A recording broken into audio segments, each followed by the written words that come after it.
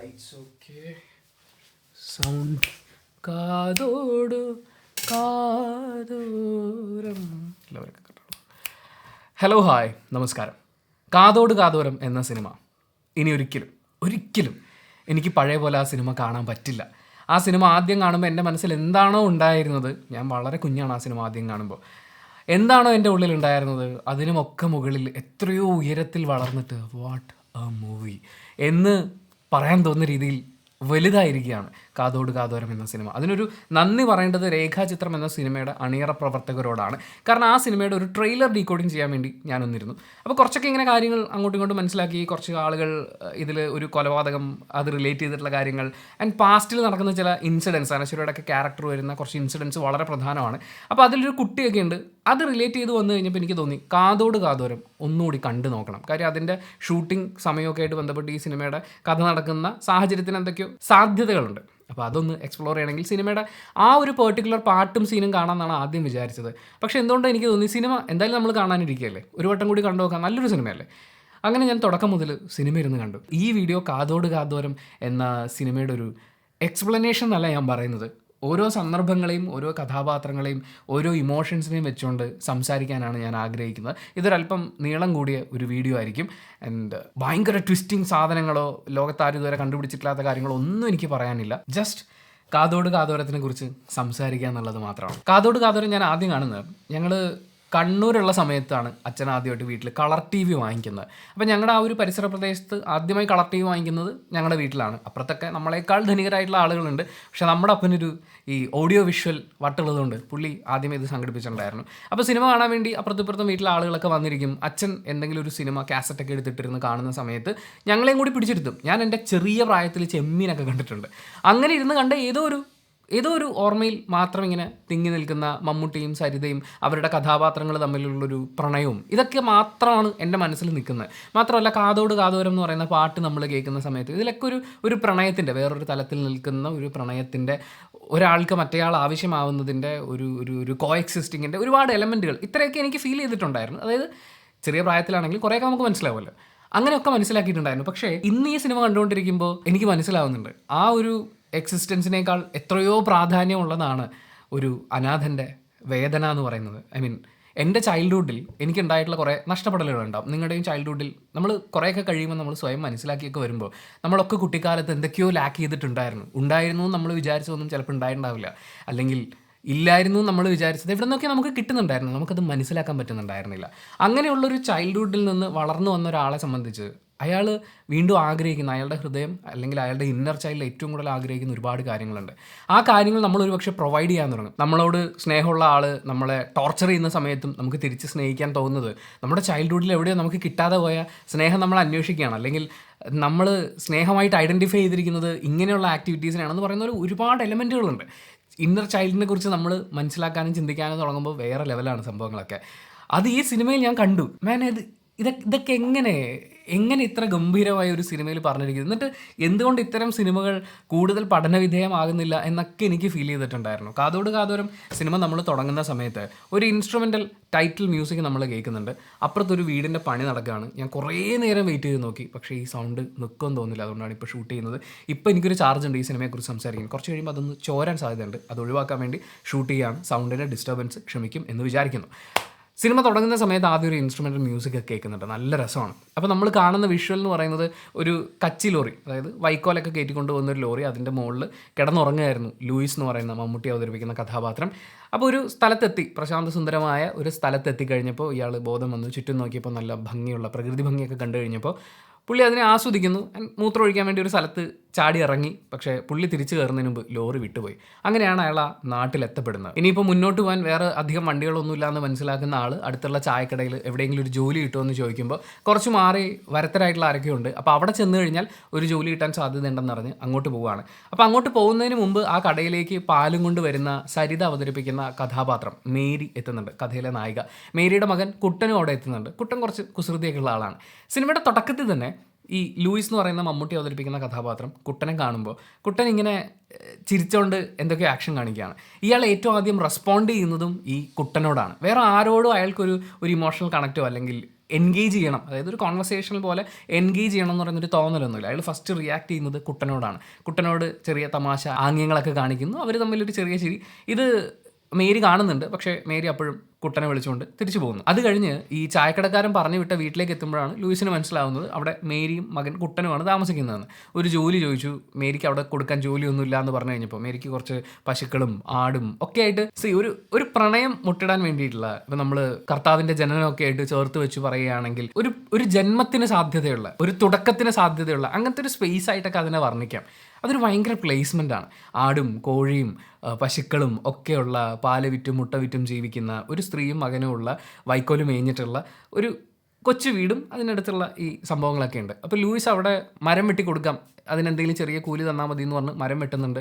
അതിന് ഇടയിൽ അവർ ഭക്ഷണം കൊടുക്കുന്നുണ്ട്. വൈകുന്നേരം ചന്തയിൽ പോകേണ്ട ഒരു ആവശ്യം വരുമ്പോൾ അതും ലൂയിസ് ഏറ്റെടുക്കുന്നുണ്ട്. ആ ചന്തയ്ക്ക് പോകുന്ന സമയത്താണ് ലൂയിസും കുട്ടനും തമ്മിൽ കൂടുതൽ സംസാരിക്കുകയൊക്കെ ചെയ്യുന്നത്. അപ്പോൾ അവർ തമ്മിലുള്ളൊരു സൗഹൃദം ഇങ്ങനെ ഡെവലപ്പായി വരുന്നത് വളരെ ബ്യൂട്ടിഫുൾ ആയിട്ട് സിനിമയിൽ കാണിക്കുന്നുണ്ട്. അന്ന് രാത്രി ഇടിവെട്ടി മഴ പെയ്തു, നല്ല കാറ്റും ഉണ്ടായിരുന്നു. അപ്പോൾ ലൂയിസിന് ഈ ചന്തയിൽ പോയി തിരിച്ചു വന്ന സമയം കൂടിയായിരുന്നു. മഴയത്ത് ഇയാൾക്ക് അവിടെ പോകാൻ വേറെ സ്ഥലമൊന്നുമില്ലല്ലോ. അപ്പം മേരി ഒരു പായയും ഒരു ബെഡ്ഷീറ്റും കൊടുത്തിട്ടുണ്ടായിരുന്നു. അയാൾ ഉമ്മറത്ത് തന്നെ നിൽക്കുകയാണ്. ഇതിനിടയിൽ അവിടെ കാറ്റത്ത് മെയിൽക്കൂര പറന്നു പോകുന്നതൊക്കെ ലൂയിസ് കയറി ശരിയാക്കുകയൊക്കെ ചെയ്യുന്നുണ്ട്. എന്തായാലും അന്ന് രാത്രി അവരങ്ങനെ കഴിച്ചു കൂട്ടി. പിറ്റേ ദിവസം രാവിലെ അവിടെ വീടും പരിസരമൊക്കെ നന്നാക്കണം, ശരിയാക്കണം എന്നൊക്കെ വിചാരിച്ച് ലൂയിസും കുട്ടനും കൂടി വീടിൻ്റെ ചുറ്റുമൊക്കെ നടക്കുന്ന സമയത്ത് അവിടുത്തെ പള്ളി വികാരി നെടുമുടി വേണു അവതരിപ്പിക്കുന്ന കഥാപാത്രം അങ്ങോട്ട് എത്തുന്നുണ്ട്. അയാൾ ലൂയിസിനോട് സംസാരിച്ച് തുടങ്ങുന്നുണ്ട്. ഇതൊക്കെ എങ്ങനെ ശരിയാക്കിയത്? ഇയാൾ എങ്ങനെ ഈ സമയത്ത് ഇവിടെ വന്നത്? ഞാനിങ്ങനെ ഒരു ജോലി തേടി വന്നതാണ്. ലൂയിസിൻ്റെ സ്ഥലം എവിടെയാണ്? കുറേ തെക്കെന്ന് പറയുമ്പോൾ കൊല്ലത്തിനടുത്തെന്ന് പറയുമ്പോൾ എന്നിങ്ങനെ കുത്തി ചോദിക്കുന്ന സമയത്ത് ലൂയിസ് അത്രയൊന്നും വിട്ടു പറയുന്നില്ല. അങ്ങനെ ഒരു കോൺവെർസേഷൻ വന്നപ്പോൾ ഞാൻ ചെറുതിലേ കണ്ട സിനിമയാണെന്ന് പറഞ്ഞപ്പോൾ എനിക്കതിൻ്റെ കൃത്യമായ ഓർമ്മകളൊന്നുമില്ല. ഞാൻ വിചാരിച്ചു ഇയാൾക്ക് പറയാൻ താല്പര്യമില്ലാത്തത് കൊണ്ടായിരിക്കും എന്നുള്ളത്. പക്ഷേ അതായിരുന്നില്ല എന്നുള്ളത് പിന്നീട് നമ്മൾ സിനിമയിൽ മനസ്സിലാക്കുന്നുണ്ട്. അച്ചോ ഇങ്ങനെ കുത്തി ചോദിക്കല്ലേ എന്നൊക്കെ ലൂയിസ് പറയുന്നുണ്ട്. എന്തായാലും അവിടുത്തെ കുറച്ച് പണികളൊക്കെ തീർത്തതിന് ശേഷം പള്ളിയിലേക്ക് വരണം, അവിടെ കുറേ ഓടും മറ്റുമൊക്കെ പൊളിഞ്ഞു പോയിട്ടുണ്ട്, അതൊക്കെ നമുക്ക് ശരിയാക്കണം എന്ന് പറഞ്ഞ് ലൂയിസിനെ പള്ളിയിലേക്ക് വിളിച്ചിട്ടാണ് അച്ഛൻ അവിടെ നിന്ന് പോകുന്നത്. അവിടെ പള്ളിയിൽ ചെല്ലുന്ന ലൂയിസിനെയും കുട്ടനെ നമ്മൾ കാണുന്നുണ്ട്. ലൂയിസ് എവിടെയൊക്കെ പോകുന്നുണ്ടോ അവിടെയൊക്കെ വാല് പോലെ കുട്ടനും പോകുന്നുണ്ട്. ലൂയിസിന് കുട്ടനോടുള്ള ഒരു കണക്ഷൻ പതിയെ ബിൽഡായി വരുന്നത് വളരെ ബ്യൂട്ടിഫുൾ ആയിട്ട് കാണിക്കുന്നുണ്ട്. ഇവർ തമ്മിലുള്ള ഓരോ ആളുകളും തമ്മിലുള്ള കോൺവെർസേഷൻസ്, ഇപ്പോൾ സരിത അവതരിപ്പിച്ചിരിക്കുന്ന മേരി എന്ന് പറയുന്ന ക്യാരക്ടറും ലൂയിസും തമ്മിലുള്ള ഓരോ നോട്ടങ്ങൾ, സംസാരങ്ങൾ, ഒരാളെ കാണിക്കുമ്പോൾ മറ്റേ ആളെ ഫ്രെയിമിൽ എവിടെ പ്ലേസ് ചെയ്യുന്നു എന്നുള്ളത്, അങ്ങനെ ഒത്തിരി കാര്യങ്ങൾ കൊണ്ട് വളരെ ബ്യൂട്ടിഫുൾ ആയിട്ട് സിനിമയുടെ തുടക്കം മുതൽ അവസാനം വരെ ബന്ധങ്ങൾ കാണിക്കുന്നുണ്ട്. അതിൽ ഈ കുട്ടനും ലൂയിസും തമ്മിലുള്ള കണക്ഷനാണ് എന്നെ ആകർഷിച്ചത്. പള്ളിയിൽ വെച്ച് ആകസ്മികമായി ലൂയിസ് ഒരു പിയാനോ ഇരിക്കുന്നത് കാണുന്നു, അയാളത് വായിക്കുന്നു. അത് കേൾക്കുന്ന പള്ളി വികാരി മനസ്സിലാക്കുന്നു ഇയാൾക്ക് സംഗീതത്തിനോട് എന്തോ താല്പര്യമുണ്ട്. സംസാരത്തിൽ നിന്ന് മനസ്സിലാവുന്നു ഇയാൾക്ക് വയലിനൊക്കെ വായിക്കാൻ അറിയാം, മ്യൂസിക്കൊക്കെ നല്ലോണം അറിയുന്ന ഒരാളാണെന്ന്. പിന്നെയാണ് ഈ സിനിമയിൽ ഒരുപക്ഷെ മലയാള സിനിമാ ചരിത്രത്തിലെ തന്നെ ഏറ്റവും മനോഹരമായ ഒരു ക്യാൻഡിൽ ലൈറ്റ് ഡിന്നർ നമ്മൾ കാണുന്നത്. പൊതുവെ ക്യാൻഡിൽ ലൈറ്റ് ഡിന്നർ എന്ന് പറയുമ്പോൾ നേരെ പ്രണയമായിട്ടാണ് നമ്മൾ അസോസിയേറ്റ് ചെയ്യുക, അല്ലേ? ഒരാൾ മറ്റേ ആളെ ആത്മാവ് തൊട്ടറിയാനുള്ള ഏറ്റവും നല്ല സ്പേസ് എന്നുള്ള രീതിയിൽ അതിനെ വായിക്കുകയാണെങ്കിൽ ഏറ്റവും ഗംഭീരമായി ഒരു ക്യാൻഡിൽ ലൈറ്റ് ഡിന്നർ കാണിച്ചിട്ടുള്ളത് ഈ സിനിമയിലായിരിക്കും. നെടുമുടി വേണു അവതരിപ്പിക്കുന്ന കഥാപാത്രം ഒരു സൈഡിലിരിക്കുന്നു, മറ്റേ സൈഡിൽ മമ്മൂട്ടി അവതരിപ്പിക്കുന്ന ലൂയിസ് എന്ന് പറയുന്ന ക്യാരക്ടർ ഇരിക്കുന്നു. കർത്താവിന് മുന്നിൽ മെഴുകുതിരികൾ കത്തിച്ചു വെച്ചിട്ടുണ്ട്. അവരുടെ മേശയ്ക്ക് മുകളിലും മെഴുകുതിരി കത്തിച്ചു വെച്ചിരിക്കുന്നു. വൈൻ അങ്ങോട്ടും ഇങ്ങോട്ടും പകർന്നു കൊടുക്കുകയാണ്. ആ വൈൻ കൊടുക്കലും ഇതൊക്കെ ഇതെൻ്റെ രക്തമാകുന്നു, ഇതെൻ്റെ ജീവനാകുന്നു എന്നൊക്കെ പറയുന്ന ഒരുപാട് ഇൻ്റർപ്രിട്ടേഷൻസ് വേണമെങ്കിൽ നമുക്ക് കൊണ്ടുവരാവുന്ന രീതിയിൽ ഗംഭീരമായിട്ടാണ്. ആ സമയത്താണ് ലൂയിസ് അയാളുടെ ഏറ്റവും കോറായിട്ടുള്ള മെമ്മറീസിലേക്ക് കടക്കുന്നത്. അയാളൊരു അനാഥനായിരുന്നു എന്നുള്ളതും ഒരു പരിപാടിയിൽ വെച്ച് അയാളുടെ അമ്മയെ കണ്ടിരുന്നെന്നും അമ്മയെ തിരിച്ച് അമ്മയെന്ന് വിളിക്കാൻ അയാൾക്ക് തോന്നിയിട്ടില്ല എന്നും ഒക്കെ പറഞ്ഞ് അയാളുടെ ഓർമ്മകളിലേക്ക് ശരിക്കും പറഞ്ഞാൽ വീണു പോകുന്നത്, അത് എത്ര ഗംഭീരമായിട്ടാണ് എഴുതി വച്ചിരിക്കുന്നതെന്ന് ആലോചിക്കുമ്പോൾ ഉണ്ടല്ലോ തൊഴുതു പോകാൻ തോന്നുകയാണ്. അത്രയും ഗംഭീരമായിട്ട് അയാൾ ആ ഓർമ്മകളിലേക്ക് വീണു പോകുമ്പോൾ ആ പള്ളി വികാരിയെ സംബന്ധിച്ച് വീണ്ടും കുത്തി ചോദിക്കുകയല്ല വേണ്ടത്, വിഷയം മാറ്റണം. അയാൾക്ക് പ്രതീക്ഷകൾ കൊടുക്കണം. ആ കോൺവെർസേഷൻ്റെ ബ്യൂട്ടി ഞാൻ പറയുന്നത്. അയാളോട് അപ്പം ചോദിക്കുന്നത്, ഞാൻ ഇങ്ങനെ നമുക്ക് ഒരുപാട് ഫണ്ടിങ് ഒക്കെ വരുന്നതാണ്, അങ്ങോട്ടേക്ക് പാട്ടുകളൊക്കെ റെക്കോർഡ് ചെയ്ത് അയക്കാറുണ്ട്, പക്ഷേ ഞാൻ എങ്ങനെ റെക്കോർഡ് ചെയ്താലും അത് പള്ളിപ്പാട്ടായി പോകുന്നുണ്ടോ? താൻ വിചാരിച്ചു കഴിഞ്ഞാൽ നമുക്കതിൻ്റെ രീതിയൊക്കെ ഒന്ന് മാറ്റാം എന്ന് പറയുന്നുണ്ട്. അപ്പോൾ ലൂയിസിൻ്റെ മുഖത്തൊരു ചിരി വരുന്നുണ്ട്. ഇതൊക്കെ ഫ്രെയിം ചെയ്തിരിക്കുന്നതുണ്ടല്ലോ, പേരെടുത്ത് ഒത്തിരി പറയാനുണ്ട്. പക്ഷേ ആ പേരുകൾ ഞാൻ ഇപ്പോൾ പറഞ്ഞു തുടങ്ങിയ ഇത് പറഞ്ഞു തരുന്ന അവസാനം വരെ ഞാൻ ആ പേരുകൾ പറയേണ്ടി വരും. അതുകൊണ്ട് അതിലേക്ക് കടക്കുന്നില്ല. അത് നമുക്ക് അവസാനത്തേക്ക് വെക്കാം. കർത്താവിനെ സാക്ഷിയാക്കിയുള്ള ആത്മാവ് പരസ്പരം തൊട്ടറിഞ്ഞുള്ള ആ ക്യാൻഡിൽ ലൈറ്റ് ഡിന്നർ മലയാളത്തിലെ ഏറ്റവും ഗംഭീര ക്യാൻഡിൽ ലൈറ്റ് ഡിന്നർ ആണെന്ന് ഞാൻ പറയും. അത് കഴിഞ്ഞാണ് പിന്നീട് ജനാർദ്ദനൻ അവതരിപ്പിക്കുന്ന കഥാപാത്രം ലാസർ എന്ന് പറയുന്ന ക്യാരക്ടർ സരിത അവതരിപ്പിക്കുന്ന മേരിയുടെ ഭർത്താവാണ്. ലാസറിനെയും മേരിയെയും തമ്മിൽ വിവാഹം കഴിപ്പിച്ചതിനെ കുറിച്ച് പിന്നീട് പള്ളി വികാരി പറയുന്നുണ്ട്. മേരിക്കൊരു അനിയത്തിയുണ്ട്. ആ അനിയത്തി കന്യാസ്ത്രീ ആയി പിന്നീട്. അതിൻ്റെ കാരണം അത് ലിസി അവതരിപ്പിക്കുന്ന കഥാപാത്രമാണ്. അതിൻ്റെ ഒക്കെ കാരണം ഇങ്ങനെയാണ്. ഈ മേരിക്കൊരു അപ്പനുണ്ട്. അപ്പന് 2 പെൺമക്കളാണ്, മേരിയും അനിയത്തിയും ഉണ്ടായിരുന്നു. അപ്പം മേരിയെയും ലാസറിനെയും തമ്മിൽ വിവാഹം കഴിപ്പിച്ചത് പള്ളി കൂടി അറിഞ്ഞുകൊണ്ടാണ്. വിവാഹം എന്നത് ദൈവം ചേർത്ത് വെക്കുന്നതാണ് എന്നിങ്ങനെ വികാരി ഈ ഒരു ഇമോഷണൽ കോൺവെർസേഷൻ കുറച്ച് കഴിഞ്ഞ് വരുന്നുണ്ട്. അത് ആരുമായിട്ടാണെന്നുള്ളതാണ് ഏറ്റവും രസം. അങ്ങനെ കല്യാണം കഴിപ്പിച്ചെങ്കിലും ലാസർ എല്ലാം വിറ്റുമുടിക്കുന്ന ഒരുത്തനായിരുന്നു. ലോറി ഡ്രൈവറാണ്, കള്ളുകൂടിയാണ്, അയാൾക്ക് വേറെ ഒരുപാട് ദുശീലങ്ങളുണ്ട്. മാത്രമല്ല അയാളുടെ ചേട്ടനടക്കം ആ നാട്ടിൽ ദുശീലമുള്ളവർ പറയുന്നത് മുഴുവൻ അപ്പാടെ വിഴുങ്ങുന്ന ഒരാളായിരുന്നു അയാൾ ഭാര്യയൊക്കെ ഒരുപാട് ഉപദ്രവിക്കുമായിരുന്നു. അങ്ങനെ ഒരു സിറ്റുവേഷനിൽ എല്ലാം വിറ്റുമുടിഞ്ഞു എന്ന് തോന്നുന്നൊരു ഘട്ടത്തിൽ അവർ വാടക വീട്ടിൽ നിന്ന് ഓടി പള്ളിയിലേക്കാണ് വന്നത്, മേരിയും കുട്ടിയും. അവർക്ക് പള്ളി വക സ്ഥലം വികാരി അനുവദിച്ചു കൊടുത്തിട്ടുണ്ട്. അവിടെയാണ് നമ്മൾ നേരത്തെ പറഞ്ഞ പശുക്കളും ആടും കോഴിയും ഒക്കെയുള്ള ഒരു വീട്, ഒരു പരിപാടി അവർ സെറ്റ് ചെയ്തിരിക്കുന്നത്. ഇതിനിടയിൽ മേരിയുടെ അപ്പനെ അയാൾ തല്ലി ഓടിക്കുന്നുണ്ട്. ബഹദൂറാണ് ആ ക്യാരക്ടർ ചെയ്യുന്നത്. അയാൾ കുറേ കഴിഞ്ഞ് തിരിച്ചു വരുന്നുണ്ട് സിനിമയിലേക്ക്. ആൻഡ് ലിസി അവതരിപ്പിക്കുന്ന കഥാപാത്രം ഇയാൾ അനിയത്തി ഉപദ്രവിക്കുന്ന ഒരു ഘട്ടം വന്നപ്പോൾ അനിയത്തി സ്വമേധയ പള്ളിയിലേക്ക് കന്യാസ്ത്രീയായിട്ട് ചേരുകയായിരുന്നു. ഇത് മുഴുവൻ ഞാൻ ഈ പറഞ്ഞതിൻ്റെ മുഴുവൻ തീവ്രതയും വളരെ ഗംഭീരമായിട്ട് ജനാർദ്ദനനെ ഇൻട്രൊഡ്യൂസ് ചെയ്യുന്ന, അതായത് ലാസർ എന്ന് പറയുന്ന ക്യാരക്ടറിനെ ഇൻട്രൊഡ്യൂസ് ചെയ്യുന്ന സീനിൽ തന്നെ അവർ അവതരിപ്പിക്കുന്നുണ്ട്. ഷോട്ട് നമ്മൾ കാണുന്നത് ലാസറും മേരിയും തമ്മിലുള്ള വഴക്ക് തുടങ്ങുന്നതാണ്. ആ വഴക്കിൽ തന്നെ അവർ പരസ്പരം കമ്മ്യൂണിക്കേറ്റ് ചെയ്യുന്നുണ്ട്. എല്ലാം വിറ്റുമുടിക്കുന്ന, കള്ളു കുടിച്ച് തന്നെ തല്ലുന്ന, അങ്ങനെ ഒരു വൃത്തികെട്ടവനാണ്, നിങ്ങളോട് ജീവിക്കാൻ താല്പര്യമില്ല എന്നൊക്കെ മേരി അവതരിപ്പിക്കുന്നുണ്ട്. അത് കഴിഞ്ഞ് ഇയാൾ ഈ പള്ളി വികാരി വന്ന് സെറ്റിൽ ചെയ്യാൻ നോക്കുമ്പോൾ വികാരി അച്ഛൻ്റെ കയ്യിൽ നിന്ന് പണം പിടിച്ച് പറിച്ചിട്ടാണ് അയാൾ അവിടെ നിന്ന് പോകുന്നത്. ആ പോകുന്ന സമയത്ത് ലിസി അവതരിപ്പിക്കുന്ന കന്യാസ്ത്രീയുടെ കഥാപാത്രം വരുന്നുണ്ട്. ഉടുപ്പിട്ടു എന്നുള്ളതുകൊണ്ട് നീ രക്ഷപ്പെട്ടു എന്ന് കരുതണ്ട എന്ന് കന്യാസ്ത്രീയോട് പറഞ്ഞിട്ടാണ് പോകുന്നത്. പിന്നെ ഇന്നസെന്റ് ജനാർദ്ദനൻ കോമ്പിനേഷൻ നമ്മൾ കാണുന്നുണ്ട്. ഇന്നസെന്റ് അവതരിപ്പിക്കുന്ന കഥാപാത്രം പള്ളിയിലെ സഹായിയാണ്. അയാൾ ജനാർദ്ദനൻ അവതരിപ്പിക്കുന്ന ലാസറിന്റെ ചേട്ടനുമാണ്. ഇവിടെയും വെള്ളവടിയും പരിപാടിയും ഒക്കെ തന്നെയാണ്. പള്ളിയുമായി അത്രയും ചേർന്നിരിക്കുന്ന അയാളാണ് ഈ സിനിമയിലെ സാത്താൻ എന്ന് പറയുന്നത്. അതൊക്കെ ഭയങ്കര രസമുള്ള പ്ലേസ്മെന്റ്സ് ആണ്. ഈ സിനിമയിൽ എനിക്ക് വളരെ രസമായിട്ട് തോന്നിയ ഒരു കാര്യം എന്താണെന്ന് വെച്ച് കഴിഞ്ഞാൽ 1985 ഈ സിനിമ വരുന്നത്.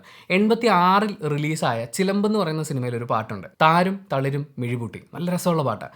ആ പാട്ടിൻ്റെ ഒരു ഇൻസ്ട്രുമെൻറ്റേഷൻ ആണ് ഈ സിനിമയിൽ ബാക്ക്ഗ്രൗണ്ട് സ്കോറായി പലയിടങ്ങളിലും ഉപയോഗിക്കുന്നത്. ആ പാട്ട് മാത്രമല്ല, മറ്റൊരു പാട്ട് കൂടിയുണ്ട്. പക്ഷേ ഈ പാട്ടിൻ്റെ അത് ഭയങ്കര രസമുണ്ടായിരുന്നു കേട്ടിരിക്കാൻ വേണ്ടിയിട്ട്. അതും പുഴയരികത്ത് ലൂയിസും മേരിയും തമ്മിലുള്ള ഒരു കോൺവെർസേഷൻ നടക്കുന്ന സമയത്താണ് ആ ഒരു പാട്ടിൻ്റെ ബീജം കയറി വരുന്നത്. ഭയങ്കര രസമാണ്. തുടക്കത്തിലൊന്നും നമ്മൾ പൊതുവേ ഇത്തരം സിനിമകളൊക്കെ കാണുന്ന സമയത്ത് ചാടി കയറി ഞാൻ നോക്കിക്കോളാം നിന്നെ എന്ന് പറഞ്ഞ് ചാടി ഇറങ്ങുകയും മറ്റേ ആൾ എന്നാൽ ഞാനും വരാൻ ചേട്ടാ എന്ന് പറയുന്നത്, ഇങ്ങനത്തെ പല സീനുകളൊക്കെ കാണാറുണ്ട്. ഈ ഇമോഷണൽ ബോണ്ടിങ് ബിൽഡ് ചെയ്തുകൊണ്ട് വരിക എന്ന് പറയില്ലേ, അതൊരു ആർട്ടാണ്. അത് കണ്ടു പഠിക്കാൻ പറ്റിയ നല്ല ഉഗ്രൻ സിനിമയാണ് കാതോട് കാതോരം. കാര്യം ഇവരങ്ങോട്ടും ഇങ്ങോട്ടും പ്രപ്പോസ് ചെയ്യോ അങ്ങനെ ഒന്നും അല്ല. പക്ഷേ അവരിരുവരും മനസ്സിലാക്കുന്നുണ്ട് ഒരാൾക്ക് മറ്റേയാളുടെ ആവശ്യമുണ്ട്, അയാൾ അവിടെ ഉണ്ടാകും എന്നൊക്കെ. ഇതിനിടയിൽ എനിക്ക് കല്ലുകടിയായിട്ട് തോന്നിയ ചില കാര്യങ്ങളുണ്ട്. ഒന്ന്, പള്ളിയിൽ വെച്ച് ലൂയിസ് ഈ പിയാനോ വായിക്കുന്ന സീനുണ്ട്. അവിടെ മമ്മൂക്ക ഈ പിയാനോ ഇങ്ങനെ വായിക്കുന്നത്, ഈ വാക്ക് ഉപയോഗിക്കുന്നത് ശരിയാണോ എന്ന് പോലും എനിക്കറിയില്ല. പക്ഷേ ഒരു ആത്മാർത്ഥത ഇല്ലായ്മ എനിക്ക് ഫീൽ ചെയ്തിട്ടുണ്ടായിരുന്നു, എക്സ്പ്രഷനിലാണെങ്കിലും ആ മൂവ്മെൻറ്റ്സിലാണെങ്കിലും. പിന്നെ ഡ്യൂപ്പ് വെച്ചിട്ട് ഫൈറ്റൊക്കെ ഉണ്ട്. ഈ ലൂയിസ് എന്ന് പറയുന്ന കഥാപാത്രം മേരിയുമായി അടുത്തിടപഴകുന്നത് കാണുമ്പോൾ മേരിയുടെ ഭർത്താവ് ലാസറിന് പൊളിയുമല്ലോ. അങ്ങനെ ലാസർ മറ്റുള്ളവരുടെയൊക്കെ വാക്ക് കേട്ട് ലൂയിസിനെ തല്ലിച്ചതക്കിയൊക്കെ ചെയ്യുന്നുണ്ട്. അങ്ങനെ ഒരു ഫൈറ്റ് സീക്വൻസ് ഉണ്ടാകുന്ന സമയത്ത് മമ്മൂക്കിക്ക് വേണ്ടി ഡൂപ്പാണ് ഈ ചാടിയും മറിയൊക്കെ ചെയ്യുന്നത് നമുക്ക് മനസ്സിലാക്കാൻ പറ്റുന്നുണ്ട്.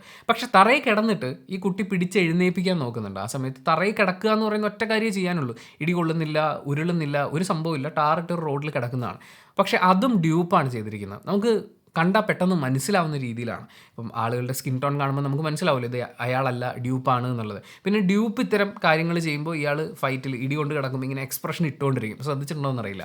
അതും ഉണ്ടായിരുന്നു. അത് ഭയങ്കര ഒരു കല്ലുകടിയായിട്ട് എനിക്ക് തോന്നി. കാര്യം അത്രയും ഒറിജിനലായി, അത്രയും രസമായി. ഈവൻ ആളുകളുടെ മേക്കപ്പും കോസ്റ്റ്യൂമും പോലും അത്രയും നാച്ചുറലായി ചെയ്തുകൊണ്ടിരിക്കുന്ന സിനിമയിൽ ഈ ഒരു ഭാഗത്ത് മാത്രം ഈ ഏച്ചുകെട്ടൽ ഫീൽ ചെയ്യുന്നുണ്ടായിരുന്നു. പക്ഷേ കുറച്ചുകൂടി കഴിയുമ്പോൾ അത് മറന്നുപോകും. സിനിമ കണ്ടപ്പോൾ ഞാൻ കുറേ കാര്യങ്ങൾ ഇത് സംസാരിക്കണമെന്ന് എനിക്ക് തോന്നിത്തുടങ്ങിയ മൊമെൻറ്റ് മുതൽ നോട്ട് ചെയ്തിട്ടുണ്ടായിരുന്നു. അപ്പോൾ അതിൽ ഇത് ഉള്ളതുകൊണ്ടാണ് പറയുന്നത്. ഇനിയാണ് ഡിവോഴ്സ് എന്ന് പറയുന്ന വിഷയത്തെക്കുറിച്ച് ഒരു വൻ ടോക്ക് വരുന്നത്. ഒരു പള്ളി വികാരിയും അയാൾ കർത്താവിനോട് സംസാരിക്കുകയാണ്. ഈ ദൈവം കൂട്ടിച്ചേർക്കുന്നു എന്ന് പറയുന്നത് ശരിയൊക്കെ തന്നെയാണ്, പക്ഷെ നമുക്കും തെറ്റുപറ്റാം എന്ന് പള്ളി വികാരി കർത്താവിനോട് ചോദിക്കുന്നുണ്ട്. ഞാൻ എന്താ ചെയ്യേണ്ടതെന്ന് കർത്താവിനോട് ചോദിക്കുമ്പോൾ കർത്താവ് സൈറ്റ് അടിച്ച് കാണിക്കുന്നുണ്ട്. അതൊക്കെ ഭയങ്കര രസമുള്ളൊരു കോൺവെർസേഷനാണ്. ഒരു പക്ഷേ 1985 കേരളത്തിൽ റിലീസാവുന്ന ഒരു സിനിമയിൽ ഒരു പള്ളി വികാരിയും കർത്താവും തമ്മിൽ ഇങ്ങനെ കോൺവെർസേഷൻ ഉള്ളതുണ്ടായിരുന്നു. ഡിവോഴ്സിനെ കുറിച്ച് അവർ അത്രയും വളരെ മീനിങ് ഫുൾ ആയിട്ടുള്ള ഒരു ഡിസ്കഷൻ നടക്കുന്നുണ്ടായിരുന്നു. വളരെ കുറച്ച് ഡയലോഗുകളല്ലേ, പക്ഷേ അത് നെടുമുടി വേണു എന്ന് പറയുന്ന അഭിനേതാവ് അതിഗംഭീരമായി ചെയ്യുകയും ഫോട്ടോയിലാണ് കർത്താവുള്ളത്, അതുകൊണ്ട് കർത്താവിൻ്റെ പ്രകടനം നമുക്കിവിടെ പറയാൻ പറ്റില്ല. പക്ഷേ ഭയങ്കര രസമാണ്, കോൺവെർസേഷൻ അത്രയും ഡീപ്പാണ്, ആ ചോദിക്കുന്ന ചോദ്യം അത്രയും ഗംഭീരവുമാണ്. നമുക്കും തെറ്റ് പറ്റാം, മനുഷ്യൻ്റെ കാര്യമാണെന്ന് പറയുന്നത് അടിപൊളിയാണ്. ഞാൻ ഒത്തിരി ഡീപ്പായിട്ട് ആ ഡയലോഗ്സിനെ കുറിച്ച് പറയാത്തത് നിങ്ങൾ ആ സിനിമ കാണണം എന്ന കൊതി എനിക്കുള്ളതുകൊണ്ടാണ്. പ്ലീസ് നിങ്ങൾ ആ സിനിമ കാണണം. ആ സിനിമ കണ്ടതിന് ശേഷം നിങ്ങൾ ഈ വീഡിയോ കണ്ടാലും മതി. പതിയെ പതിയെ ഇവരുടെ കോൺവെർസേഷൻസിൽ നിന്ന്, ഇവരുടെ നോട്ടങ്ങളിൽ നിന്ന് ഒക്കെ നമുക്ക് മനസ്സിലായി തുടങ്ങുന്ന ഒരു കാര്യം എന്ന് പറയുന്നത്, ലൂയിസ് എന്ന് പറയുന്ന കഥാപാത്രം അയാൾക്ക് മേരിയോടുണ്ടാവുന്ന ഒരു സഹതാപം, അനുതാപം അല്ലെങ്കിൽ പ്രണയം എന്നൊക്കെ പറയാവുന്ന എലമെൻറ്റുകളൊക്കെ വരുമ്പോഴും അതിനൊക്കെ മുകളിൽ നിൽക്കുന്നത് കുട്ടൻ എന്ന് പറയുന്ന മേരിയുടെ മകനുമായിട്ട് അയാൾക്ക് ഫീൽ ചെയ്യുന്ന ഒരു കണക്ഷനാണ്. അയാൾ ഒരു അനാഥനായി വളർന്നതാണ്, അയാൾക്ക് നഷ്ടപ്പെട്ട ഒരു കുട്ടിക്കാലമുണ്ട്. ആ കുട്ടിക്കാലം അയാൾ കുട്ടൻ എന്ന് പറയുന്ന ആ കൊച്ചുകുട്ടിയിൽ കാണുകയാണ്. അതാണ് അവനോട് ചേർന്നിരിക്കാൻ അയാൾക്കുണ്ടാകുന്ന ഏറ്റവും വലിയ താല്പര്യം എന്ന് പറയുന്നത്. ആ കുടുംബത്തോട് തന്നെ ഒട്ടിച്ചേർന്ന് നിൽക്കാൻ അയാളെ പ്രേരിപ്പിക്കുന്ന ഏറ്റവും വലിയ ശക്തി കുട്ടനോട് അയാൾക്ക് തോന്നുന്ന സ്നേഹവും വാത്സല്യവും ഒക്കെയാണ്. ആ സ്നേഹവും വാത്സല്യവും ഒക്കെ ഉണ്ടാകുന്നത് അയാളുടെ കുട്ടിക്കാലത്ത് അയാൾക്ക് നിഷേധിക്കപ്പെട്ട സ്നേഹവും വാത്സല്യവും അത് മറ്റൊരാൾക്ക് ഇനി നഷ്ടപ്പെടരുത് എന്ന തോന്നലോ അല്ലെങ്കിൽ ആ കുട്ടിക്കാലം കണ്ട് തൻ്റെ ഇന്നർ ചൈൽഡിനെ സാറ്റിസ്ഫൈ ചെയ്യാനോ ഒക്കെ ആയിരിക്കാം. മാത്രമല്ല അയാളുടെ അമ്മ അയാളെ ഉപേക്ഷിച്ചിട്ട് പോയതാണ്, പക്ഷെ മേരി ഒരിക്കലും കുട്ടനെ ഉപേക്ഷിക്കുന്നില്ല. എത്രയും ദുർഘടമായ സിറ്റുവേഷൻ വന്നപ്പോഴും അവർക്ക് വേണ്ടി നാട് വിട്ടു പോകായിരുന്നു, അവർ ചെയ്തിട്ടില്ല. അവരവരുടെ മകന് വേണ്ടി എല്ലാം സഹിക്കുകയാണ്. അവരത് പറയുന്നുണ്ട്. അത് പറയുമ്പോൾ മമ്മൂക്കയുടെ ഒരു ഷോട്ടൊക്കെ ഉണ്ട്, അവർ സെറ്റ് ചെയ്ത് വെച്ചിട്ടുണ്ട്. അത് അവിടെയൊക്കെയാണ് ഈ ക്രാഫ്റ്റ് എന്ന് പറയുന്ന ഒരു സാധനം. അമ്മ ഉപേക്ഷിച്ച് പോയ, അനാഥത്വം അനുഭവിച്ചിട്ടുള്ള ഒരാൾ ഒരിക്കലും അമ്മ വിട്ടുകൊടുക്കാതെ പൊന്നുപോലെ കൊണ്ട് നടക്കുന്ന, കുട്ടിത്വത്തിൻ്റെ എല്ലാ സ്വാതന്ത്ര്യങ്ങളും അനുഭവിക്കാൻ കഴിയുന്ന ഒരു കുട്ടിയെ കാണുമ്പോൾ അയാൾക്കുണ്ടാകുന്ന ഒരു സന്തോഷമുണ്ട്, അസൂയല്ല. ആ സന്തോഷം അയാൾ ഇവിടെ അനുഭവിക്കുന്നുണ്ട്. അതിനുശേഷം പള്ളിയിൽ നിന്ന് സരിത അവതരിപ്പിക്കുന്ന മേരി എന്ന് പറയുന്ന കഥാപാത്രത്തിനെ പുറത്താക്കണം എന്ന് പള്ളിയിലെ ഇടവകയിലുള്ള ആളുകൾ പറയുന്നുണ്ട്. അവരുടെയൊക്കെ ഉദ്ദേശം എന്തായിരുന്നു എന്നുള്ളൊരു ഗംഭീര കോൺവെർസേഷൻ വേറെ നടക്കുന്നുണ്ട്. പുറത്തുനിന്ന് വന്ന ഒരുത്തൻ നമ്മുടെ ഇടവകയിലെ ഒരുത്തൻ്റെ ഭാര്യയെ ദുരുപയോഗം ചെയ്യുന്നു, അത് നമ്മൾ വെച്ച് ഉറപ്പിക്കാമോ എന്നൊക്കെ ഇന്നസെൻറ്റിൻ്റെ ക്യാരക്ടർ ചോദിക്കുമ്പോൾ ആ കൂട്ടത്തിൽ ചർച്ച ചെയ്യുന്ന കൂട്ടത്തിലിരിക്കുന്ന ഒരു പുരുഷൻ ചോദിക്കുന്നത്, അങ്ങനെ ഉണ്ടെങ്കിൽ തന്നെ നമ്മൾ ഇത്രയും പേരൊക്കെ ഇവിടെ ഉണ്ടായിരുന്നില്ലേ എന്ന് പറയുന്ന ഒരു ചോദ്യം അയാൾ ചോദിക്കുന്നുണ്ട്. അവിടെ ഉണ്ട് ആ ക്രൗഡിൻ്റെ ആറ്റിറ്റ്യൂഡ് എന്താണെന്നുള്ളത്, അതും ഗംഭീരമായി സിനിമയിൽ പറയുന്നുണ്ട്. ആൻഡ് അതൊക്കെ ആണെങ്കിലും അവർ പള്ളിയിൽ വെച്ച് പ്രകടിപ്പിക്കുമ്പോൾ നമ്മുടെ പള്ളിക്കാർക്കും ഈ ഇടവകയ്ക്ക് ഒരു അന്തസ്സുണ്ട്, നമുക്ക് ഇവരെ പുറത്താക്കണം എന്നൊക്കെ പറയുമ്പോൾ പള്ളിയിലച്ഛൻ ശ്രമിക്കുന്നുണ്ട് പ്രൊട്ടക്ട് ചെയ്യാൻ, പക്ഷേ സാധിക്കുന്നില്ല. മേരി ആണെങ്കിലും ലൂയിസ് ആണെങ്കിലും, ലൂയിസ് ആദ്യം പള്ളിയിൽ നിന്ന് ഇറങ്ങി പോവുകയാണ്. അതിനുശേഷം മേരി പള്ളിയിൽ നിന്ന് ഇറങ്ങുമ്പോൾ അവരെ കാത്തിരിക്കുന്നത് അവരുടെ ഭർത്താവ് ലാസറും അതുപോലെ ഈ പള്ളിയിലെ എല്ലാ കാര്യങ്ങളും ഞങ്ങളാണ് നോക്കുന്നതെന്ന് പറയുന്ന നേരത്തെ ഡിസ്കസ് ചെയ്യാനുണ്ടായിരുന്ന ആളുകളുമാണ്. അവർ ചേർന്ന് മേരിയുടെ മുടി മുറിക്കുകയാണ്. അങ്ങനെ മുടി മുറിച്ച് ആ നാട്ടിൽ ജീവിക്കാൻ പറ്റില്ല എന്ന് പറയുന്നൊരു സാഹചര്യം ഉരുത്തിരിഞ്ഞ് വരുന്നു എന്ന് മേരിക്കും ലൂയിസിനും മനസ്സിലാവുന്ന ഒരു സമയത്ത് മേരിയെയും കുട്ടനെയും കൊണ്ട് അയാൾ നാട് വിടുകയാണ്. അത് കഴിഞ്ഞ് അവർ ഒരുമിച്ചൊരു പുഴയുടെ തീരത്ത് ഒരു വീട്ടിൽ താമസിച്ചൊക്കെ തുടങ്ങുന്നുണ്ട്. അവിടെ വെച്ചിട്ട് ഈ കാതോട് കാതോരം എന്ന് പറയുന്ന ട്രാക്ക് സ്റ്റാർട്ട് ചെയ്യുന്നുണ്ട്. അതുപോലെ സരിതയുടെ ഇമോഷൻസ് നമ്മളെ കാണിക്കുന്നുണ്ട്.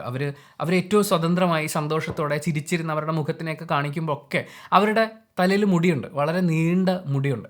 അവരുടെ സ്വാതന്ത്ര്യത്തിനെ, അവരുടെ സന്തോഷത്തിനെ, അവരുടെ കോൺഫിഡൻസിനെ, അവരുടെ ഹോപ്പ്, അതിന് ഏറ്റവും മനോഹരമായി റെപ്രസെൻ്റ് ചെയ്യായിരുന്നു ആ മുടിയിലൂടെ. അത് ആ നാട്ടിൽ വെച്ച് അവർക്ക് നഷ്ടപ്പെടുകയാണ്. അത് മുറിച്ച് തുടങ്ങുന്നത് അവരുടെ ഭർത്താവാണ്, ഒപ്പം നിൽക്കുന്നത് ആ നാട്ടുകാരാണ്. അവരിന്ന് ആഗ്രഹിക്കുന്നത് ആ സന്തോഷവും സമാധാനവും ഒക്കെയുള്ള ആ ജീവിതമാണ്. നല്ല ജീവിതം സ്വപ്നം കാണുന്ന, അതായത് അവളുടെ നിലയ്ക്ക് നിന്നുകൊണ്ട് അവളൊരു ജീവിതം സ്വപ്നം കാണുന്നുണ്ട്. അങ്ങനെ ഒരു സ്വപ്നം കാണുന്നൊരു പെണ്ണിൻ്റെ ഹൃദയത്തിലേക്ക് ഏറ്റവും ഗംഭീരമായി വെളിച്ചം വീശുക എന്ന് പറയില്ലേ, അത് ആ പാട്ടിലൂടെ അവർ ചെയ്യുന്നുണ്ട് എന്ന് എനിക്ക് ഫീൽ ചെയ്തു. പിന്നെ ഭാര്യയോടുള്ള വാശി തീർക്കാൻ വേണ്ടി ലാസർ മകനെ വീട്ടിൽ നിന്ന് തട്ടിക്കൊണ്ടുപോകുന്ന ഒരു സീനുണ്ട്. ആ സമയത്ത് അവിടെ മേരി മാത്രമേ ഉണ്ടായിരുന്നുള്ളൂ. ലൂയിസ് ജോലിക്ക് പോയിരിക്കുകയാണ്. കുട്ടി അവിടുന്ന് രക്ഷപ്പെടാനുള്ള ശ്രമങ്ങളൊക്കെ നടത്തുന്നുണ്ട്. അത് നടക്കുന്നില്ല എന്ന് മനസ്സിലാവുമ്പോൾ അവൻ അവിടെ തന്നെ ഭക്ഷണമൊന്നും കഴിക്കാതെ ലാസർ പൂട്ടിയിട്ടിരിക്കുന്ന വീട്ടിൽ നിൽക്കുകയാണ്. അവിടെ വെച്ചിട്ട് അവൻ മാഷെന്ന് അവർ അങ്ങോട്ടും ഇങ്ങോട്ടും, അതായത് ലൂയിസും ഈ കുട്ടിയും തമ്മിൽ അങ്ങോട്ടും ഇങ്ങോട്ടും വിളിക്കുന്നത് മാഷേ എന്നാണ്. അപ്പോൾ അവൻ മാഷെന്ന് എഴുതിയിട്ട് മമ്മൂക്കയുടെ ഒരു ചെറിയ രേഖാചിത്രം വരച്ച്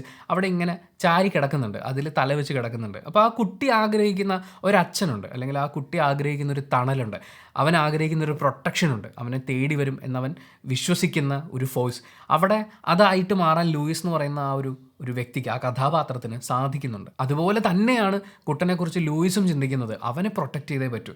അവൻ്റെ ബാല്യം, അവൻ്റെ സന്തോഷം, അതാണ് ഏറ്റവും പ്രധാനം എന്ന് മനസ്സിലാവുന്ന ഒരു കോൺവെർസേഷൻ പിന്നീട് വരുന്നുണ്ട്. അത് പെട്ടെന്ന് കേൾക്കുമ്പോൾ മേരിയോടും അയാൾക്ക് താല്പര്യമില്ലേ, ഇയാൾ എന്ത് മനുഷ്യനാണ് എന്ന് ആർക്കും തോന്നിയേക്കാം. കാരണം ഈ കുട്ടി ലാസറിൻ്റെ വീട്ടിലാണുള്ളതെന്ന് മനസ്സിലാക്കി മേരിയും ലൂയിസും കൂടി കുട്ടിയെ വീണ്ടെടുക്കാൻ വേണ്ടിയിട്ട്, തിരിച്ചു ചോദിക്കാൻ വേണ്ടിയിട്ട് ചെല്ലുകയാണ്. ആ പോകുന്ന വഴിക്കുള്ള അവരുടെ കോൺവെർസേഷനിൽ ലൂയിസ് പറയുന്നുണ്ട്, നമുക്ക് കുട്ടനെ തിരിച്ചു കിട്ടുക എന്നുള്ളതാണ് പ്രധാനം. അയാൾ ചിലപ്പോൾ ദേഷ്യപ്പെട്ടു എന്നിരിക്കും, ചിലപ്പോൾ തല്ലിയെന്നിരിക്കും, സഹിക്കാം കുട്ടന് വേണ്ടി. അതിനുശേഷം അയാൾ പറയുന്നത്, ചിലപ്പോൾ നിന്നോടുള്ള കലി അടങ്ങിയതിന് ശേഷം അയാൾ മറ്റെന്തെങ്കിലും ലഹരിക്കായിരിക്കും നിന്നോട് ആവശ്യപ്പെടുക, അതും അനുവദിച്ചു കൊടുക്കാം കുട്ടന് വേണ്ടിയിട്ടാണ്. അപ്പോൾ അവൾ തിരിച്ച് ചോദിക്കുന്നുണ്ട്, എനിക്ക് ഏറ്റവും അറപ്പുള്ളത് ഞാൻ ചെയ്യേണ്ടി വരുമോ എൻ്റെ മകന് വേണ്ടിയിട്ടെന്ന്. അയാൾ കൺവിൻസ് ചെയ്യാൻ ശ്രമിക്കുകയാണ്, ലൂയിസ് കൺവിൻസ് ചെയ്യാൻ ശ്രമിക്കുകയാണ് കുട്ടനാണ് ഏറ്റവും പ്രധാനം എന്നുള്ളത്. കാരണം അയാൾക്ക് നഷ്ടപ്പെട്ട ആ ബാല്യം, ആ അവസ്ഥ, അത് കുട്ടനുണ്ടാവുന്നത് അയാൾക്ക് സഹിക്കാൻ പറ്റില്ല. ഞാൻ പറയുന്നത്, അയാൾ പറയുന്നതിൽ ശരിതെറ്റുകളെ നമുക്ക് വേറൊരു രീതിയിൽ വ്യാഖ്യാനിക്കാം. പക്ഷേ അയാളുടെ ഉള്ളിൽ അയാൾ പേടിക്കുന്ന ഒരു അനാഥത്വമുണ്ട്, ഒരു ഏകാന്തതയുണ്ട്. അത് മറ്റൊരാൾക്കും വരാൻ അനുവദിക്കാൻ പറ്റില്ല. അവനേക്കാൾ വലുതായി നമുക്ക് എന്താണുള്ളത് എന്ന് അയാൾ തിരിച്ചു ചോദിക്കുകയാണ്. പിന്നെ അവർ ആ വീട്ടിൽ കയറി ചെല്ലുന്നുണ്ട്. അവിടെ ഇന്നസെൻറ്റിൻ്റെ ക്യാരക്ടർ മാത്രമാണുള്ളത്. അദ്ദേഹമായിട്ടൊരു അടിപിടി ഉണ്ടായതിന് ശേഷം കുട്ടിയുമായിട്ട് ഇവർ രക്ഷപ്പെടും. അങ്ങനെ ഇവർ 3 പേരും, ലൂയിസും മേരിയും കുട്ടനുമായിട്ട് റോഡിലേക്ക് ഇറങ്ങുമ്പോഴേക്കും ലാസറിൻ്റെ ലോറി അവിടെ വരുന്നുണ്ട്. ലോറി ഒതുക്കി നിർത്തിയതിന് ശേഷം കാട്ടിലേക്ക് ഓടിയ ഇവരുടെ പുറകെ ലാസറും ഓടി പോകുന്നുണ്ട്. അങ്ങനെ ഓട്ടത്തിനും ചെറിയ ഉന്തിനും തള്ളിനും ഒക്കെ ശേഷം മേരിയും ലാസറും തമ്മിൽ ഒരു പിടിവലി ഉണ്ടാകുമ്പോൾ ലൂയിസ് അവിടെ ഇല്ല. മേരിയും ലാസറും കാല് തെറ്റി പാറയിടുക്കിലൂടെ മറിഞ്ഞ് മരക്കൊമ്പിലൊക്കെ തടഞ്ഞ് അവർ വെള്ളത്തിലേക്ക് വീഴുന്നു. അവർ മരിക്കുന്നുണ്ട് എന്നുള്ളത് നമുക്ക് മനസ്സിലാവുന്നുണ്ട്. അത് കഴിഞ്ഞിട്ടുള്ള ഷോട്ടാണ് വളരെ പ്രധാനപ്പെട്ടത്. അവിടെ കുട്ടൻ നിന്ന് കരയാണ് ഒറ്റയ്ക്ക്. അവൻ്റെ അമ്മയ്ക്ക് വേണ്ടി അവൻ കരയാണ്. അവൻ്റെ അടുത്തേക്ക് നടന്നു ചെല്ലുന്നത് ലൂയിസാണ്. ആ ഷോട്ട് കാണുമ്പോൾ എൻ്റെ മനസ്സിലുള്ളത്, കുട്ടൻ ഏറ്റവും സുരക്ഷിതമായ സ്ഥലത്താണ്. അവനെ ഒരിക്കലും ഒറ്റയ്ക്കാക്കില്ല എന്നുറപ്പുള്ളത് എന്നതിനും അപ്പുറത്തേക്ക് ഒറ്റപ്പെടൽ അനുഭവിക്കാൻ അവനെ അനുവദിക്കില്ലാത്ത ഒരാളോടൊപ്പമാണ് അവനുള്ളത്. ഇപ്പം എൻ്റെ കൂടെ ഒരാളുണ്ടെങ്കിൽ ഞാൻ ഒറ്റയ്ക്കല്ല, പക്ഷേ എൻ്റെ കൂടെ 100 ആളുണ്ടെങ്കിലും ഒറ്റപ്പെടൽ എനിക്ക് അനുഭവിക്കാൻ പറ്റും. ആ ഒറ്റപ്പെടലിനെ അനുഭവിക്കാൻ, ആ ഒറ്റപ്പെടലിൻ്റെ തടവിലേക്ക് അവനെ പറഞ്ഞു വിടില്ല എന്നുറപ്പുള്ള ലൂയിസാണ് അവൻ്റെ ഒപ്പം നിൽക്കുന്നത്. അത് കഴിഞ്ഞ് ലൂയിസ് അയാളുടെ മനസ്സ് തുറക്കുന്നുണ്ട്. നിന്നേക്കാൾ വേദനയോടെ ആരും ഇല്ലാതിരുന്ന കരഞ്ഞിരുന്നൊരു കുട്ടിക്കാലം എനിക്കുണ്ടായിരുന്നു എന്ന് പറഞ്ഞിട്ട് ഒരിക്കലെങ്കിലും ഒരാളെങ്കിലും വിളിക്കാനുണ്ടായിരുന്നെങ്കിൽ എന്ന് കാതോർത്തിരുന്ന കുട്ടിക്കാലത്തെക്കുറിച്ച് അയാൾ സംസാരിക്കുന്നുണ്ട്. കാതോട് കാതോരം എന്ന ആ പേരിന് പ്രണയത്തിനെ കാത്തിരുന്ന എന്ന അർത്ഥത്തിനും എത്രയോ അപ്പുറത്ത് ഒരു കൊച്ചു കുഞ്ഞിരുന്ന് കരയുന്നുണ്ട്. ചുറ്റും നോക്കുമ്പോൾ ഒക്കെ കാണുന്ന ആളുകൾക്കൊക്കെ ഉള്ളതുപോലെ അച്ഛനോ അമ്മയോ സ്നേഹിക്കാനൊരു കൂടപ്പിറപ്പോ അങ്ങനെ ആരോ ഇല്ലാതിരുന്നതിൻ്റെ ഒരു വലിയ കരച്ചിലുണ്ട്. ആ കരച്ചിലും ആ കുട്ടി കാതോർത്തിരിക്കുന്ന ഏതോ ഒരു വിളിയുണ്ട്, മോനെ എന്നുള്ളൊരു വിളി. ആ വിളി കാത്തിരുന്ന ലൂയിസിൻ്റെ സ്നേഹിക്കാനും സ്നേഹിക്കപ്പെടാനുമുള്ള അയാളുടെ ഭാവിയാണ് കുട്ടൻ. എൻ്റെ മോനെ എന്ന് നമുക്കൊരു വിളി വിളിക്കുന്നുണ്ട്. അതിനോട് സിമിലർ ആയിട്ടുള്ളൊരു വിളി കാതൽ എന്ന് പറയുന്ന സിനിമയിലും കേട്ടിട്ടുണ്ടായിരുന്നു, എൻ്റെ ദൈവമേ എന്ന്. അതിനെ കുറേ പേര് ട്രോൾ ചെയ്തിട്ടുണ്ടായിരുന്നു. പക്ഷേ എനിക്കങ്ങനെയല്ല. ആ സിനിമ കണ്ടുകൊണ്ടിരുന്നപ്പോൾ അതൊരു വല്ലാത്ത വിളി തന്നെയായിരുന്നു. അതുപോലെ നെഞ്ചുലയ്ക്കുന്ന ഒരു വിളി എൻ്റെ മോനെ എന്ന് ലൂയിസ് വിളിക്കുന്നുണ്ട്. അയാളത് എന്തുകൊണ്ടാണ് അങ്ങനെ വിളിക്കുന്നത്? അയാൾ കാത്തിരുന്നത് ആ വിളിയാണ്. കാതോട് കാതോരം. എന്തൊരു സിനിമയാണിത്, എന്തൊരു കഥ പറച്ചിലാണിത്. നിങ്ങൾക്കിതൊരു പ്രണയകഥയായിട്ട് മാത്രം കാണാം. ഒരു പെണ്ണിൻ്റെ ജീവിക്കാനുള്ള സ്വാതന്ത്ര്യത്തോടെ സന്തോഷത്തോടെ ഇഷ്ടമുള്ള ആൾക്കൊപ്പം സമാധാനമായി ജീവിക്കാനുള്ള ആഗ്രഹങ്ങളും പിണക്കങ്ങളും അങ്ങനെ പറയാം. ഒരാൾ അയാൾക്ക് വേണ്ടുന്ന പ്രണയത്തെ കണ്ടെത്താൻ വേണ്ടിയിട്ടുള്ളൊരു യാത്ര എന്നുള്ള രീതിയിൽ പറയാം. ഏതൊക്കെ രീതിയിൽ വേണമെങ്കിലും വ്യാഖ്യാനിക്കാം. പക്ഷേ ഇങ്ങനെ ഏറ്റവും ശക്തമായ ഒരു വായന ഈ സിനിമയ്ക്കുണ്ടെന്ന് എനിക്ക് തോന്നുന്നു. ഞാനീ പറഞ്ഞതൊന്നുമല്ല, ഇതിലും ഗംഭീരമായി ഈ സിനിമയെക്കുറിച്ച് ഇനിയും പറയാനുണ്ടാവും. അതിനെയാണ് നമ്മൾ മാസ്റ്റർ പീസ് എന്ന് പറയാം. 1985 ഭരതൻ്റെ കഥയ്ക്ക് ജോൺ പോൾ തിരക്കഥയൊരുക്കി ഭരതൻ സംവിധാനം ചെയ്ത സിനിമ കാതോട് കാതോരം. SC പടിയുടെ ക്യാമറ, എഡിറ്ററായ സുരേഷ്, ഭരതനും ഔസേപ്പച്ചനും ചേർന്ന് സംഗീതമൊരുക്കിയ പാട്ടുകൾ, ഔസേപ്പച്ചൻ്റെ ബാക്ക്ഗ്രൗണ്ട് സ്കോർ. നിങ്ങൾ ഒരുപക്ഷെ എന്നെപ്പോലെ കുട്ടിക്കാലത്തെപ്പോഴോ ഈ സിനിമയുടെ അന്തരാർത്ഥങ്ങളെക്കുറിച്ച് ചിന്തിക്കാൻ പറ്റാത്ത ഒരു പ്രായത്തിലായിരുന്നിരിക്കാം പടം കണ്ടിട്ടുണ്ടാവുക. ഇപ്പോൾ ഒരു സിനിമ കണ്ടു കഴിഞ്ഞാൽ അതിനകത്തുകൂടി എന്തെങ്കിലുമൊക്കെ വായിക്കാൻ പറ്റുന്ന കുറേയും കൂടി വളർന്നൊരവസ്ഥയിലേക്ക് നമ്മൾ എത്തിയിട്ടുണ്ടാവില്ലേ? ഒരു വട്ടം കൂടി ആ സിനിമ കണ്ടു നോക്കൂ. ഒറ്റ വട്ടം കൂടി. യൂട്യൂബിൽ ഫ്രീ ആയിട്ട് കിടപ്പുണ്ട്. Disney+ ഹോട്ട്സ്റ്റാറിൽ സിനിമ അവൈലബിൾ ആണ്. ഭരതൻ ഒരുക്കിയ വേറെ ലെവൽ ഒരു സിനിമയാണത്. Thank you so much for watching this video. Video ഇഷ്ടപ്പെട്ടാൽ ലൈക്ക് ചെയ്യുക, കമൻറ്റ് ചെയ്യുക, ഷെയർ ചെയ്യുക, സബ്സ്ക്രൈബ് ചെയ്യുന്ന കാര്യം പരിഗണിക്കുക.